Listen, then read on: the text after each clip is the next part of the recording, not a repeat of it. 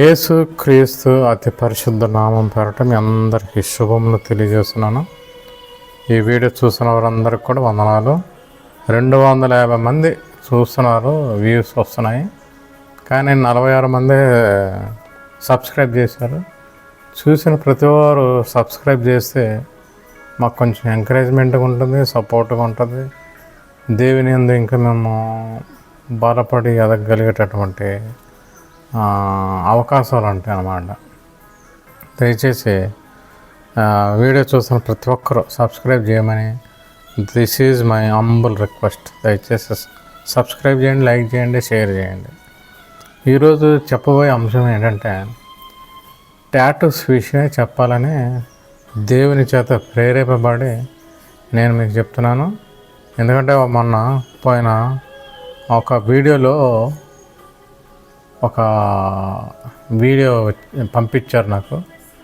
ఏంటంటే టాటూస్ వేసుకోవచ్చు, వేసుకోవడంలో తప్పేమిటి, వేసుకోవడంలో తప్పేమీ లేదు అని ఖచ్చితంగా బైబిల్ చర్చిలో పుల్లిపెట్టు మీద నిలబడి చెప్పాడు. ఒక వ్యక్తి, యవ్వనస్తుడు, బాగుంటాడు, మంచి హైట్ వెయిట్ అన్నీ బాగుంటాయి, కండలు తిరిగిన మనిషి, బాగానే ఉంది, వెరీ గుడ్. కానీ ఆయన చేతుల నిండా టాటూస్ ఉన్నాయి, 7 వరకు టాటూస్ ఉన్నాయి. ఆయన ఏమంటాడంటే, టాటూస్ వేసుకుంటే తప్పేంటి? లేవి ఖండములో 19వ అధ్యాయము 19వ వచనంలో, నువ్వు వేసుకునే వస్త్రములో నార మరియు బొచ్చు, అంటే బొచ్చు అంటే గొర్రెబొచ్చు, ఊళ్ళు అంటారు కదా, ఆ ఊళ్ళు, గొర్రెబొచ్చు కలిసి నార కలిసి ఉన్న ఆ యొక్క వస్త్రాన్ని నువ్వు వేసుకోకూడదని బైబిల్ ఉంది. ఓకే, వేసుకోవద్దు. ఏది దేవుడు ఏదొద్దంటే అది చేయొద్దు, తప్ప, అది అంతే, దట్స్ ఆల్. అంతే. మళ్ళీ చేయొచ్చానే మనం అడిగే ప్రసక్తే లేదు. ఈ మాట గుర్తుపెట్టుకోండి, చెయ్యొచ్చా అనే మాట మర్చిపోలేక. ఒక్కసారి వేసుకోవద్దు అంటే వేసుకోవద్దు. ఆయన చెప్పిన ప్రకారంగా చూసుకుంటే నార, వూల్ అంటే బొచ్చు కలిసిన బట్టలు వేసుకోవద్దు అన్నాక వేసుకోవద్దు. తెలిసిన తర్వాత నువ్వు వేసుకోవడం మానేసే. ఒకవేళ వాడు కల్తీ చేస్తే నువ్వేం చేస్తావు? వాడు మోసం చేస్తున్నాడు కాబట్టి వాడు అనుభవిస్తాడు ఆ పాపం. వాడి వల్ల నీకు పాపం రాదు. నువ్వు తెలిసి చేసి పర్పస్గా చేస్తే అప్పుడు నీకు పాపం చుట్టుకుంటుంది. దేవుడు చెప్పేది మనం పెద్ద ఏముంది, ఆయన ఆరబట్ట బొచ్చు కలిసింది వేసుకుంటే ఏమవుతుందిలే అని వేసుకుంటే పాపంలో పడిపోయినట్టుగా. అలాగే అది తెలిసిన తర్వాత నువ్వు వేసుకోవడం మానేస్తావు. ఇప్పుడు టాటూస్ అనేది నీ కళ్ళ ముందే కనబడుతుంది, అందులో కల్తీ ఏమి ఉండదు, అందరూ ఉంటుంది, చూస్తావు, వేస్తాడు, వేసిన తర్వాత అది నువ్వు మంచిగా ఎంజాయ్ చేస్తావు. కానీ వేసుకోవద్దు అన్నాక దాన్ని తెలిసి కూడా వేసుకుంటున్నావంటే, దేవుడు దాన్ని వేసుకోవద్దు అన్నా కూడా నువ్వు తెలిసి వేసుకుంటున్నావు అంటే దాని అర్థం ఏంటి? ఏముందిలే, అది శరీరం మీదనే ఉంటుంది కదా, ఈ శరీరం పోతుంది కదా, అది పాయింట్ కాదండి. శరీరమే కదా, శరీరం నాశనం అయిపోతుంది అంటే అది పాయింట్ కాదు. శరీరమును ఆత్మ 2 దేవుడి దగ్గరికి వెళ్తాయి. ఫస్ట్ చనిపోయినాక ఆత్మ దేవుడి దగ్గరికి వెళ్తుంది, తర్వాత శరీరము 2వ రాకడలో శరీరాలన్నీ సమాధుల నుంచి లేచి మీరు వదిలే దేవుడి దగ్గర ఉన్న ఆత్మలతో కలిసి దేవుని సన్నిధిలోకి వెళ్తాయి. అది సిస్టమ్. అంతేగాని శరీరంతో ఏదైనా చేయొచ్చు అంటే తప్పది, పాపం. దేవుడు ఒకసారి చెప్పిన తర్వాత చెయ్యొచ్చా అంటే దాని అర్థం ఏంటంటే, ఆదాము అవ్వ చేసిన పెద్ద మిస్టేక్ ఏంటంటే పండు తినొద్దు అన్నారు, అంతే. మళ్ళా సైతాన్ వచ్చి ఇది నిజమా, పండు తింటే చచ్చిపోతారా అంటే అంటే దేవుడు చెప్పింది అబద్ధమా? అంతే కదా. అలాగే మనం కూడా ఒకసారి టాటూస్ వేసుకోవద్దు, పచ్చపొట్టు వేసుకోకూడదు అన్నాక అది వేసుకుంటే ఏమవుతుంది? వేసుకుంటే తప్పేముంది? అదేమన్నా ఇదా పాపమా అంటే పాపమే. వద్దు, దేవుడు వద్దు అన్న పని ఏది చేసినా అది పాపమే. ఫస్ట్ తప్పేంటి? ప్రశ్నించడం తప్పు. ఆ తప్పు నిన్ను ఎక్కడికి తీసుకెళ్తుంది? పాపం దగ్గరికి తీసుకెళ్తుంది. పాపం చేయడం కోసమని తప్పులు వెతుకుతూ ఉంటారు. తప్ప ఆ తప్పులు ఏముంది, తప్పేమీ లేదు కదా అని అన్నీ వీళ్ళే జడ్జిమెంట్ చేసేసుకుంటారు కుర్రోళ్ళు. దానికి సపోర్టివ్గా ఈ మహానుభావుడు యవనస్తుడు టాటూస్ వేసేసుకోండి, ఏం తప్పలేదు, అందులో ఏముంది, టాటూస్ వేసుకుంటే తప్పు ఏంటని ఎక్కడుంది బైబుల్? అంటే లేవీకాండం 19వ అధ్యాయం 19వ వచనం నుంచి 31 వరకు చదవండి. ఏమని ఉందంటే పచ్చబొట్టు పొడిపించుకోకూడదు అని ఉంది బైబిల్. ఈ పచ్చబొట్టు దేనికి సంబంధించిందంటే దేవుడు ఎందుకు వద్దన్నాడంటే, ఈ పచ్చబొట్టు దేనికి సంబంధించిందంటే ఈ దయ్యాలు, భూతాలు, పిశాచాలు, సాతాను శక్తులకు సంబంధించిన ఇది డిజైన్ భాష, ఒక డిజైన్తో కూడిన భాష. పూర్వకాలంలో భాష ఎలా ఉండేదంటే కొన్ని దేశాలలో లిపి రాకముందు కొన్ని బొమ్మల ద్వారానే భాష కమ్యూనికేట్ చేసుకునేవారు. తర్వాత లిపి వచ్చింది, అక్షరాలు. అలాగే దయ్యానికి సంబంధించిన ఈ డిజైన్ అన్నమాట, ఒక భాష. ఒక గొప్ప సేవకుడు ప్రకాష్ గంటెల గారు ఒక మాట చెప్పాడు. ముగ్గు వేయకూడదు అన్నాడు, బొట్టు పెట్టుకోకూడదు అన్నాడు. ఎందుకు వేయకూడదు అన్నాడంటే, ముగ్గు అనేది ఆ బుక్స్లో అంటే ఆయన చదువుకున్న థియోలాజికల్ ఎవిడెన్సెస్తో ముగ్గు అనేది ఒక మాంత్రికులు మంత్రశక్తి తోటి అవతల వాళ్ళని నాశనం చేసేటటువంటి సైతానుకి సంబంధించిన మంత్రతంత్ర శక్తులు కలిగిన వాళ్ళు ముగ్గు వేయట ద్వారా ఆ దయ్యాన్ని ఇన్వైట్ చేస్తారట. దయ్యాల్ని ఆహ్వానించడం అనమాట, దయ్యాల్ని పిలవడం. ఒక ముగ్గు వేసి, ఒక రకమైన డిజైన్ ముగ్గు వేసి అక్కడ కూర్చొని దయ్యాన్ని పిలవడం ముగ్గు యొక్క ఇది దాని యొక్క పద్ధతి. ఏం పద్ధతి అంటే దయ్యాల్ని పిలిచేటటువంటి ఒక ప్రాసెస్, ఒక పద్ధతి ప్రకారంగా ముగ్గు వేసి పిలుస్తారు. టాటూ కూడా అదే విధంగా ఏం చేస్తారంటే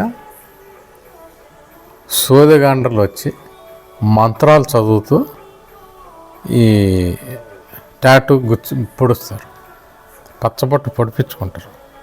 పొడిస్తేనే అది కరెక్ట్గా వెళ్తుంది. ఏదో రాస్తే అవ్వదు, రాస్తే గీస్తే పెన్నతో స్మూత్గా చేస్తే వచ్చేది కాదు, అది అంటుకుండేది కాదు. దాన్ని పొడిచి బ్లడ్ బయటకు రావాలి. సైతానికి ఏం కావాలా? బ్లడ్ కావాలి. బ్లడ్ రావాలా, ఆ మందుతో కలవాలా, ఆ రెండు కలిసి కెమికల్ రియాక్ట్ అయ్యి శరీరంలో ఇమిడిపోవాలి. ఇది దాని పద్ధతి. మంత్రాలు మాట్లాడుతూ దయ్యంతో మాట్లాడుతూ దాన్ని పొడుస్తూ ఉంటే దయ్యపు శక్తులు వస్తాయి, నిన్ను పట్టుకుంటాయి. ఆ పట్టుకోవడం వల్ల ఏమవుతుందంటే దయ్యాలు ఏ విధంగా నిన్ను లీడ్ చేస్తుందో ఆ విధంగా నువ్వు వెళ్ళిపోతూనే ఉంటావు. అన్నీ బైబిల్ ప్రకారంగానే పోతాయి. బైబిల్ ప్రకారంగానే నువ్వు తప్పుల్లోకి వెళ్ళిపోతూ ఉంటావు. తప్పులు ఏం చేస్తుంది? నిన్ను పాపంలో పడేస్తుంది. పాపం ఏం చేస్తుంది? నరకానికి తీసుకుపోతుంది. పాపం అంటే ఏంటి? దేవుడికి వద్దు అని ఒక్క మాట దేవుడు ఒకసారి వద్దు అన్నాడంటే దాని అర్థం ఏంటంటే నువ్వు రెండోసారి ప్రశ్నించొద్దు అంతే. నువ్వు ప్రశ్నించావంటే ఇంక అయిపోయినట్టే. ప్రపంచం తిరగబడిపోయి నాశనం అయిపోవడానికి కారణం అదొక్క ప్రశ్న, ఇది నిజమా అంటే దేవుడు చెప్పింది నిజమా అని అర్థం అన్నమాట. దేవుడు ఏం చెప్పాడు? పండు తింటే నువ్వు మరణిస్తావని ఆడాం చెప్పాడు. మళ్ళీ సైతాను అవ్వ దగ్గరికి వచ్చి ఆడమ్ అయితే వినడానే ఏం చేసింది? లోకాశలు కలిగి ఉన్న ఈ ఆడవాళ్ళ దగ్గర లోకాశలు ఎన్నో రకరకాల ఆశలు కోరికలు పుడుతూ ఉంటాయి ఈ ఆడవాళ్ళకి. కాబట్టి ఆడవాళ్ళని పట్టుకుంటుంది. ఆడవాళ్ళని పట్టుకుని ఏం చేస్తుంది అంటే, ఇది నిజమా అమ్మ, పండు తింటే చచ్చిపోతారా, బైబిల్ ఎక్కడుంది అంటారు. అది వాడాను ప్రశ్న. అది ఇది నిజమా, మీరు మరణిస్తారా అంటే దేవుడు మరణిస్తాడని చెప్పినాక నువ్వు మళ్ళా మరణిస్తానంటే దాని అర్థం ఏంటి? దేవుడు చెప్పింది అబద్ధము, నేను చెప్పేది ఆలోచించు. ఇప్పుడు ఈ పిల్లోడు చెప్పేది కూడా అదే. బైబిల్లో ఉందా అంటే నారబట్టకి దానికి సంబంధం ఏంటండి? నాకు అర్థం కాదు. పచ్చబొట్టుకి నారబట్టకి బొచ్చు కలిసి ఉన్న నారబట్ట, ఒట్టి నారబట్ట అని వేసుకోవాలి, లేదా బొచ్చు కలిసి ఉన్న బట్టనని వేసుకోవాలి. రెండు కలిపింది వేసుకోకూడదు. అలాగ చాలా ఉన్నాయి. ఇలాగ కలిపి తినకూడదు, ఇలా కలిపి చేయకూడదు అని చాలా ఉన్నాయి ఆ వచనాల్లో. అలా తెలిసి చేయొద్దు, తెలియకపోకుండా చెయ్యి. తెలిసి చేయొద్దు, తెలియకుండా కూడా చేయొద్దు. ఎందుకంటే తెలియకుండా చేసామనుకో అది కొన్ని రోజులకి అది తెలుస్తుంది. తెలిసిన తర్వాత నువ్వు బాధపడతావు. కాబట్టి బైబిల్ వాక్యం చదువుతూ దాని ప్రకారంగా వెళ్ళు. అందులో వద్దన్నవి ఏమి చేయకు. ఇక తెలిసి చేయొద్దు. అందులో తెలిసి ఏంటంటే తెలియక చేసేది ఏంటంటే కొన్ని విషయాలు తెలియవు మనకి. తెలియనప్పుడు నువ్వు బైబిల్ చదువు. బైబిల్లో నీకు ఆ వచనాలు కనబడకపోతే దేవుడిని మాట్లాడు, దేవుడితో. అది కూడా కనబడతే అప్పుడు నీ పాస్టర్ గారి దగ్గరికి వెళ్ళి, సార్ నాకు ఏదన్నా దేవుడి వాక్యం చూపించండి, ఇందులో ఏముంది, ఇలా చేయవచ్చో చేయకూడదా, తప్ప రైట నాకు చెప్పండి అంటే అప్పుడు పాస్టర్ గారు డైరెక్ట్ చేస్తాడు. కాబట్టి దేవుడు వద్దు అని ఒకసారి చెప్పిన తర్వాత చెయ్యకండి. అలా చేసి దాని అర్థం ఏంటంటే దేవుడిని అబద్ధికుడు చేసినట్టు అయిపోతుంది. ఎంత భయంకరమైన పాపం అండి. ఒక్కసారి టాటూ వేసుకోవద్దన్నాడు. ఎందుకు వేసుకోవద్దన్నాడు? దయ్యాలను ఆహ్వానిస్తున్నట్టుగా అవుతుంది. నువ్వు దయ్యాలను ఆహ్వానించావంటే ఎవరు పోతారు నీ దగ్గర నుంచి? దేవుని శక్తి నీ దగ్గర నుంచి వెళ్ళిపోతుంది. సాతాను శక్తులు, దుష్ట శక్తులు, చీకటి శక్తులు నీ దగ్గర ఉంటే దేవుని దూతలకి ఇష్టం ఉండదు, వెళ్ళిపోతాయి. మీరు ఎక్కడైనా కంపు వాసన వస్తున్నప్పుడు దాని దగ్గరికి నేను నిలబడగలరా? ఒక గబ్బుగా ఉన్న గలీజ్గా ఉన్న ప్రాంతాలకు వెళ్ళి కంపు కొడుతున్నా లేకపోతే కుళ్ళిపోయిన వాసన వస్తున్న ప్రాంతాలకు వెళ్ళి మనం నిలబడగలమా? నిలబడలేము. ఒక్క నిమిషం నిలబడతాం, తర్వాత వెళ్ళిపోతాం, ఉండలేము. అలాగే దూతలు కూడా, దేవుని శక్తి కూడా, నువ్వు ఎప్పుడైతే దేవుడు చెప్పింది వ్యతిరేకంగా చేసి ఆయనకి ఉల్టా అంటే చెప్పిన మాటకి ఉల్టా మాట్లాడేసి వ్యతిరేకంగా మాట్లాడి ఇష్టం వచ్చేట్టుగా నీ ఆలోచన ఏమొస్తుంది ఆలోచించేసి మాట్లాడేసి వెళ్ళి నీ ఇష్టమైనట్టు చేసేసావు అనుకోండి, దేవుడు దూరం అయిపోతాడు. సైతాన్ శక్తులు దగ్గరికి వచ్చేస్తాయి. అప్పుడు నువ్వు దేవుడు చెప్పింది చేస్తున్నామని అనుకుంటూ సైతాన్ చెప్పింది చేసుకుంటూ పోతావు. నువ్వు అనుకుంటే నేను దేవుని ప్రకారంగా చేస్తున్నాను, బొచ్చు నార కలిసిన బట్టలు వేసుకుంటున్నాం కదా, ఇది వేసుకుంటే తప్పేందిలే, వేసుకోవచ్చు అంటావు. తర్వాత ఇంకో రోజు ఏమంటావు? దావీదు 5 పెళ్లి చేసుకున్నాడు కదా, నేనే చేసుకుంటే తప్పేంది అని అనుకుంటావు. తప్పేం ఉండదు, కానీ చేసుకోవచ్చు, చేసుకోండి. చేసుకుంటే తర్వాత వచ్చేటటువంటి రిజల్ట్ బైబిల్లో ఉంది, అది మీకు జరుగుతుంది. ఒక ఎగ్జాంపుల్, మన తల్లిదండ్రులు ఏం చెప్తారు? రోడ్డు మధ్యలో నడవకరా అని చెప్తారు. ఎందుకు చెప్తారు? ఏదన్నా వచ్చి గుద్దుతారు, లేదా ఏదన్నా వచ్చేది దేని కింద యాక్సిడెంట్ అవుతుంది మనకు అనేసి చెప్తారు. ఇంకా కొంతమంది పిల్లలకి అరే బండి స్పీడ్గా నడపొద్దు, మంచిది కాదు, జాగ్రత్తగా నడపండి అని చెప్తారు. దాని అర్థం ఏంటి? యాక్సిడెంట్లే ప్రాణాలు పోకుండా, లేదా కాళ్ళు చేతులు ఇరిగిపోకుండా, ఏదో ఒకటి అవ్వకుండా, ప్రమాదానికి గురి కాకుండా ఉండడం అని చెప్తారు. ఆయన నేను వెళ్తాను, అందులో తప్పు ఏంటంటే తప్పేం లేదు. ఇట్లా టాటూ వేసేసుకున్నా మనకేం ఎఫెక్ట్ కాదు. ఏదన్నా తప్పు చేసేసిన వెంటనే ఎఫెక్ట్ కాదు. పాపం చేస్తే ఎఫెక్ట్ ఏం కాదు. ఏం కాకుండా బాగానే ఉంటాం. కానీ తర్వాత వచ్చేటటువంటి రిజల్ట్ బైబిల్లో ఉంది. అది జాగ్రత్తగా మనం పరిశీలించి జాగ్రత్తగా ఆలోచించి నీ ఆలోచన కరెక్టా కాదా, నువ్వు ఆలోచించేది రైటా కాదా అని దేవుని దగ్గర మాట్లాడి, దేవుడితో మాట్లాడి ప్రార్థన చేసి అది కరెక్టో కాదో తెలుసుకొని అప్పుడు నువ్వు చెయ్యి. అంతేగాని టాటూస్ ఒకసారి వేసుకోకూడదు, పచ్చబొట్ట పొడిపించుకోవద్దు అని చెప్పిన తర్వాత నువ్వు చెయ్యకూడదు, అంతే. క్వశ్చనింగ్ లేదుగా. ఇశ్రాయేలీలకి పంది తినొద్దని చెప్పాడు, వాళ్ళకి ఇప్పటికీ పంది తినరు. అంటే వాళ్ళకి ఆజ్ఞాపించేసాడు అంతే. వాళ్ళ ఆజ్ఞల ప్రకారంగా వెళ్ళిపోతున్నారు అంతే. ఒకసారి చెప్పిన తర్వాత వాళ్ళు మళ్ళీ తిరిగేసి మాట్లాడరు వాళ్ళు. మన దేశంలోనే ఏమవుతుందంటే ప్రతిదానికి, మన దేశమే కాదు చాలా దేశాలు అలాగే ఉన్నాయి కానీ టాటూస్ వేసుకోవచ్చా?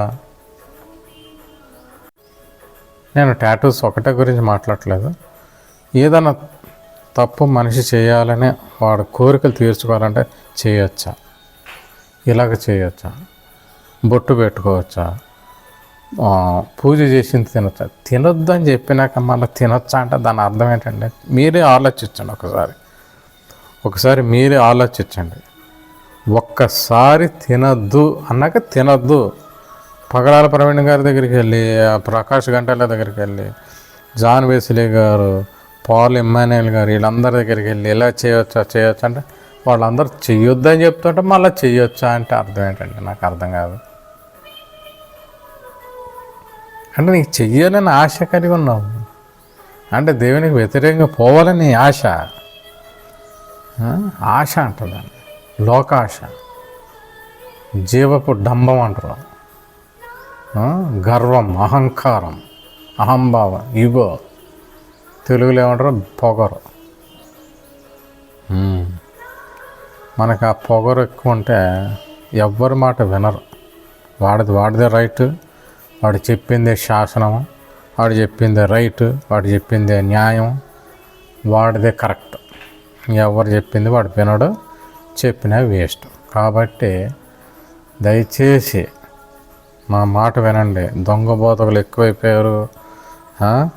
బైబిల్ ప్రకారంగానే మిమ్మల్ని తప్పుదో పట్టిస్తున్నారు. ఈ సైతాను చేసే పని ట్రిక్స్ అదే. బైబిల్లో మత్తయి సువార్త 4వ అధ్యాయం చదవండి. 1వ వచనం నుంచి 8వ వచనం వరకు చదవండి. దేవుడిని ఏమంటుంది? నువ్వు దేవుడివి అయితే, దేవుడి దగ్గరికి వెళ్ళి నువ్వు దేవుడివి అయితే అంటే అర్థం ఏంటండి? నాకు అర్థం కాదు. చూడండి, విచిత్రమైన ప్రశ్న. యేసుప్రభు దేవుడని తనకి తెలుసు, ఆయన ప్లాన్ అంతా పాడు చేయాలని కూడా తెలుసు. ఎలాగో అలా పాడు చేద్దాం, శిలువ మరణం చేయకూడదు, శిలువలో మరణించి 3వ దినాన ఆయన పునరుద్ధరణుడై పరలోకానికి వెళ్లకుండా ఉండాలి. ఆయన ఎలాగ ఉండాలి? ఈయన ఎలాగ ఉంటే మానవులు కూడా చచ్చిపోయిన తర్వాత వాళ్ళ ఆత్మలన్నీ నా దగ్గరికి వచ్చేస్తాయి, అప్పుడు నా ఇష్టాన్ని నేను చేసుకోవచ్చు. పరుషుల ఈ శరీరాలన్నీ నా దగ్గరికి వచ్చేస్తాయి, ఇంకా నేను వాడుకోవచ్చు, నా జనాంగం ఎక్కువైపోతారు, నా రాజ్య స్థాపన బలపడిపోద్ది. ఈ శిలువ మరణము జరగకపోతే నా రాజ్యము బలపడొద్ది అని ప్లాన్ చేశాడు. ప్లాన్ చేసి యేసు ప్రభుని ఆ శిలువ దగ్గరికి వెళ్ళనివ్వకుండా ఆయన పుట్టక ముందు నుంచి, పుట్టిన స్టార్టింగ్ నుంచి ఈ శిలువ మరణం ఎవరికి ఆయన శోధిస్తూనే ఉన్నాడు. కొన్ని శోధనలు మాత్రం మనకు తెలుసు, మిగతా శోధనలు మనకు రాయలే. ఆయన పుట్టక ముందు నుంచి ఆయన శోధింపబడుతూనే ఉన్నాడు. మరియమ్మ ద్వారా. మరియమ్మ ఒప్పుకోలేదనుకో, ఏం చేస్తాం? మరియమ్మ ఒప్పుకొని ఎన్నో అవమాన పాలైందో తెలుసా? ఎంత నరకం అనుభవించిందో తెలుసా? పెళ్ళి కాకుండా గర్భవతి అయితే రాళ్లతో కొట్టి చంపేస్తారు ఇస్రాయేల్ ప్రజలు. అటువంటి భయంకరమైన మరణ భయం నుండి ఆమె దేవుడు తప్పిస్తూ ఆమె ధైర్యంగా ముందుకు వెళ్ళిపోయింది. కుమారుని కన్నది. కుమారుడు అంటే లోకాన్ని రక్షించి పాపము నుండి రక్షించేవాడిని కుమారుడు అంటారు. అందరు కుమారులు గారు, పుత్రులు. కాబట్టి దయచేసి సైతాను యొక్క ట్రిక్స్లో పడకండి. దేవుడి దగ్గరికి వెళ్ళి నువ్వు దేవుడు అయితే అంటే, దేవుడి దగ్గరికి వెళ్ళి దేవుడు అయితే అంటే ఎలాగుంటుందంటే ఈ ప్రశ్న, మోడీ గారి దగ్గరికి వెళ్ళి నువ్వు ప్రైమ్ మినిస్టర్వా అంటే ఏం చేస్తాడు? దండేసి దండం పెడతాడా? దండేసి దండం పెట్టడం కాదు, నేను అక్కడి నుంచి నువ్వు బయటకు కూడా వస్తావులేవు డౌట్. అంత భయంకరమైన పరిస్థితికి వెళ్ళిపోతావు. కాబట్టి మనం ఎవరు పెద్దవాళ్ళ దగ్గరికి వెళ్ళే నువ్వు అడగలేవు. అడిగేటటువంటి తప్పు కదా. అలాగ అడగచ్చా? తప్పని తెలిసి కూడా నువ్వు అడుగుతున్నావు. దాని అర్థం ఏంటంటే, ఒక మనిషిని అనుమానంతో పడగొట్టడం. నువ్వు మనిషివేనా అని అంటే, మనిషివేనా అని అడుగుతుంది. దాని అర్థం ఏంటి? సైతాన్ ట్రిక్స్ అన్నీ ఇలాగే ఉంటాయి. బైబిల్లో ఉంటుంది వద్దు చేయొద్దని. మళ్ళా వీడు ఆ సేవకుడి దగ్గరికి వెళ్ళి ఈ సేవకుడి దగ్గరికి వెళ్ళి చెయ్యొచ్చా సార్ అంటే, వాడు సంఘం ఎక్కడ పాడైపోయి తక్కువ కాంగ్రిగేషన్ తగ్గిపోతుందన్న భయానికి వాళ్ళు ఏదైనా సర్ది చెప్తారేమో. కానీ ఆ సర్దుబాట్లన్నీ మానేసుకోండి. మీకు ఒక ప్రకాశ గంటలో ఒక మాట అన్నాడు, దేవుడి శక్తి హ్యాండ్ కర్చీఫ్లో కానీ కొబ్బరి నూనెలో కానీ సేవకుడి యొక్క చేతుల్లో కానీ సేవకుడి దగ్గర కానీ ఏ శక్తి ఉండదు. దేవుని శక్తి దేవుని నుంచి రావాలి అనేసి ఒక ఎగ్జాంపుల్ చెప్పాడు. రక్తస్రావణం కలిగిన అమ్మాయి వస్త్రపు చెంగు పట్టుకుంటే ఆయన ఏమన్నాడు? నాలోంచి ప్రభావం పోయింది అంటాడు. నా వస్త్రంలోంచి పోయిందని అనలే. అలాగే దేవుడి దగ్గర ఉన్నది శక్తి. కాబట్టి ఆ శక్తి పొందాలంటే నువ్వు దేవుడి దగ్గరికి వెళ్ళాలి. పాస్టర్ సేవకుల దగ్గరికి పోతే మీకు ఎటువంటి ఇది లేదు. నీ విశ్వాసం నిన్ను బాగు చేస్తుంది అంటే దాని అర్థం ఏంటంటే, నువ్వు విశ్వసించి దేవుడిగా నువ్వు అంగీకరించి, యేసుక్రీస్తు ప్రభువే నా దేవుడు, ఆయన నేను అంగీకరిస్తున్నాను, నాకు ఎటువంటి అనుమానాలు లేవు, ఆయనే దేవుడా అని నేను ఎప్పుడు ప్రశ్నించకుండా నేను ఫుల్గా ఆయనకు సమర్పించేసుకుంటున్నాను అని నువ్వు ఎప్పుడైతే దేవుని యందు సంపూర్ణంగా విశ్వసించి దేవుని దగ్గరికి వెళ్తావో దేవుడు నిన్ను స్వస్థపరుస్తాడు. అంతేగాని పాస్టర్ గారి యొక్క విశ్వాసం ద్వారా కానీ, ఒక బోధకుడు ద్వారా విశ్వాసం ద్వారా కానీ, లేదా ఎవరన్నా భక్తుల ద్వారా విశ్వాసం ద్వారా వాళ్ళ విశ్వాసం వాడిని బాగు చేస్తుంది. వాళ్ళ విశ్వాసం మనం వాడుకొని మనం బాగుపడాలి, మనం దయ్యాలను మన దగ్గర నుంచి పోవాలి, సాతాను శక్తులు మన దగ్గర నుంచి పోవాలా, మంచి ఆరోగ్యం కావాలి, అన్నీ కావాలంటే రాదు. నువ్వెప్పుడైతే యేసుక్రీస్తు ప్రభువుని నిజ దేవుడిగా అంగీకరించి ఆయన నమ్ముకొని నువ్వు ఆయన దగ్గర ఆయన తట్టు తిరుగుతావో అప్పుడు దేవుడు నిన్ను స్వస్థపరుస్తాడు. నువ్వు సంపూర్ణంగా విశ్వసించి దేవుడి దగ్గరికి వెళ్తే నువ్వు స్వస్థపరచబడతావు. లేదంటే నీకు స్వస్థత రాదు. నీ విశ్వాసం నిన్ను స్వస్థపరచదు. అంతేగాని నువ్వు నీ పద్ధతులు, నీ అవిశ్వాసము, నీవు దేవునికి నీ యొక్క జీవితాన్ని అర్పించకుండా నీ దారిలో నువ్వు వెళ్తూ ఆ పాస్టర్ గారి విశ్వాసం ద్వారా స్వస్థపరచబడిపోయి బాగైపోయి మళ్ళీ నీ దారిని పట్టుకొని పోదామనే దేవుడేమీ ఒక మిషన్ కాదండి. అవసరమైనప్పుడు మిషన్ వాడుకొని అవసరం తర్వాత మూలన వాడేసేటటువంటి బాగు చేసే మిషన్ కాదు. దేవుడు అంటే ఒక పద్ధతి. ఆయన ఒక రక్షకుడు, నిజమైన దేవుడు, మనల్ని కాపాడువాడు. ఆయన తప్ప మనల్ని ఎవడు కాపాడలేడు అనే ఒక విశ్వాసం నీలో ఉంటే అప్పుడు దేవుడు నీకు దేవుడై ఉంటాడు. యేసుక్రీస్తు ప్రభు నీకు దేవుడిగా ఉండాలంటే మొట్టమొదట నువ్వు చేయాల్సింది విశ్వాసం. దయచేసి నా మాట విని దొంగ బోధకులు ఇదే ప్రసంగం మళ్ళీ నెక్స్ట్ వీడియోలో పెడతాను. ఈసారి వీడియోలు కంటిన్యూ పెడతాను. దయచేసి అవి నెక్స్ట్ వీడియోలు కూడా చూడండి. ఈ వీడియో సంపూర్ణంగా చూసేసి లైక్ చేయండి, సబ్స్క్రైబ్ చేయండి. దేవుడు మిమ్మల్ని దీవించి ఆశీర్వదించును గాక. ఆమేన్.